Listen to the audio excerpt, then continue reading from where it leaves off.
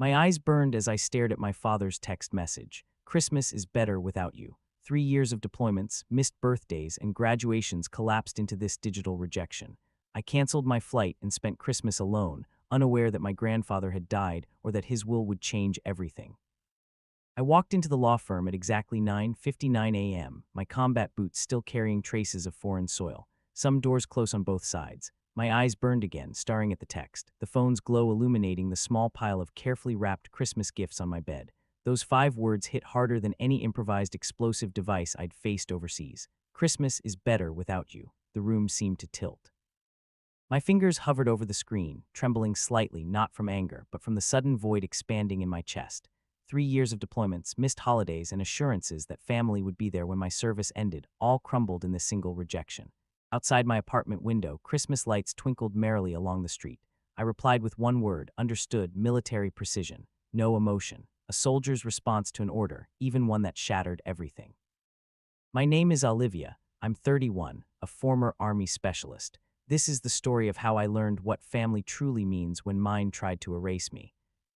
I'd imagined this homecoming for years, the first Christmas without sand in my boots or the constant vigilance that had become second nature. My duffel bag sat half-packed in the corner, holding gifts I'd collected during my last deployment, a hand-carved music box for Mom, antique fishing lures for Dad, and personalized onesies for my niece and nephew I'd never met. Grandpa Thomas had been my lifeline during deployment, sending packages labeled for when the world feels too small and handwritten letters that smelled of his pipe tobacco. They carried news my parents never bothered to share. When I video called him last month from my new apartment, he insisted I come home for Christmas. "The family needs to see who you've become," he said, his voice hoarse but firm, "and you need to remember who you were before all this." We talked about my struggles readjusting to civilian life, the job interviews where military experience didn't translate, the nightmares waking me at 3 a.m., the loneliness of a world that had moved on without me. He was the only one who listened without offering empty solutions. Now I sat in silence, my father's rejection burning through every defense I'd built. No explanation, no discussion, just banishment 5 days before Christmas. I didn't cry, I didn't call. I canceled my flight, unpacked, and spent December 25th alone in my apartment with takeout Chinese and the distant sound of neighbors celebrating through thin walls. 2 days after Christmas, my phone buzzed urgently against the nightstand. Squinting at the screen, I saw a string of missed calls. 5 from Mom, 2 from my sister Regina, 1 from my brother Kyle, 1 from Dad, and 1 from an unknown local number with my hometown's area code. The voicemails began with Mom's tearful plea. "Olivia, please, I just found out what your father said. We didn't mean it. We need to talk. Something happened." Regina's was colder. "You not showing up has complicated everything. You're not the only one hurting. Call us." Kyle sounded frantic. "Liv, you need to call Mom. It's about Grandpa. He passed on the 24th. The will, you were supposed to be here." My hand froze on the phone. Grandpa Thomas, dead on Christmas Eve, and they hadn't told me. The final voicemail came from the unknown number. "Miss Reynolds, this is Veronica Jackson, estate attorney for the late Thomas Reynolds. Please contact our office immediately regarding the execution of his last will and testament. It's urgent, thank you." Realization hit like a physical ache. They hadn't bothered to tell me the one person who stayed connected during my service was gone, the only family member who sent packages, remembered my birthday, asked about my life instead of offering platitudes about serving our country. I sat on the edge of my bed, hands shaking with grief and something colder, understanding. This wasn't about Christmas.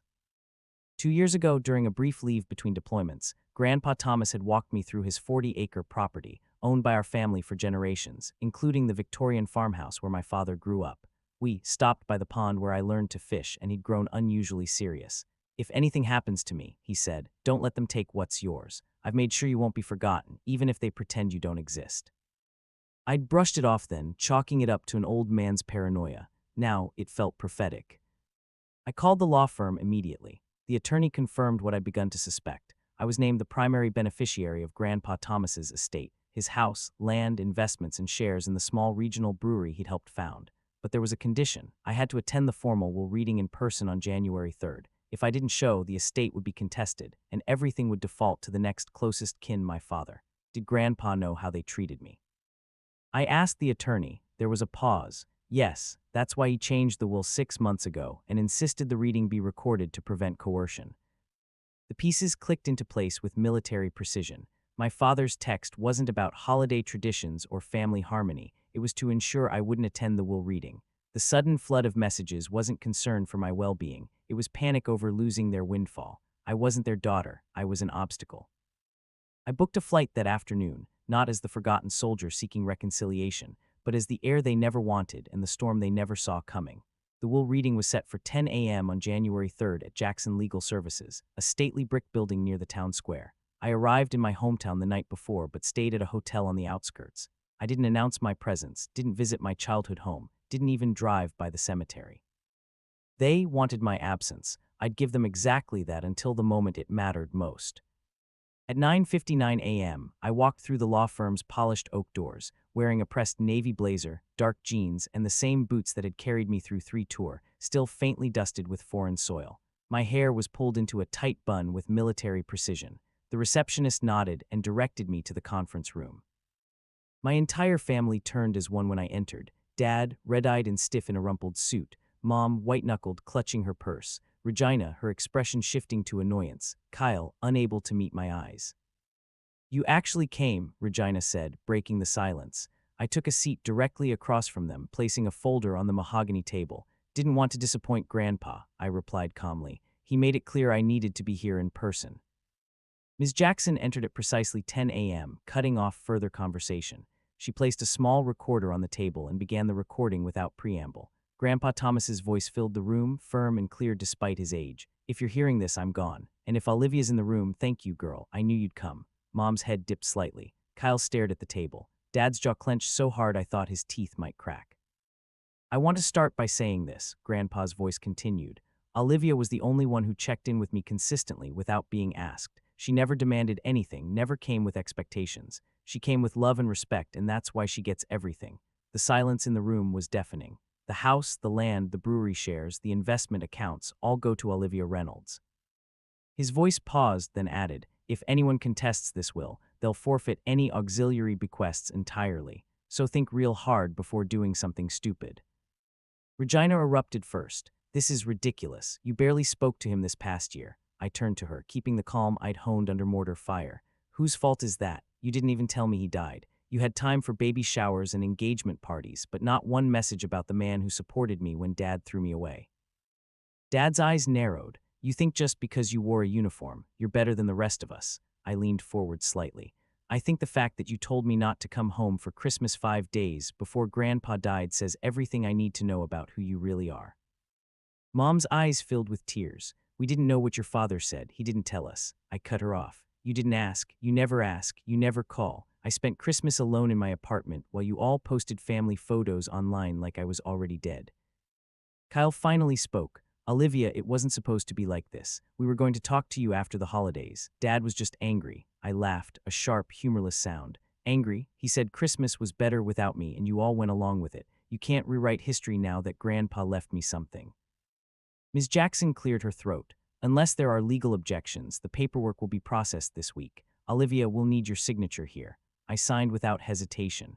As I stood, my family sat frozen, grappling with the reality of what had just happened. The daughter they'd discarded was now the legal owner of everything they'd coveted. I walked to the door, paused, and turned. "You didn't want me home. You got your wish, but now this isn't your home anymore." Outside, the January air hit my face like a revelation, crisp, clean, final.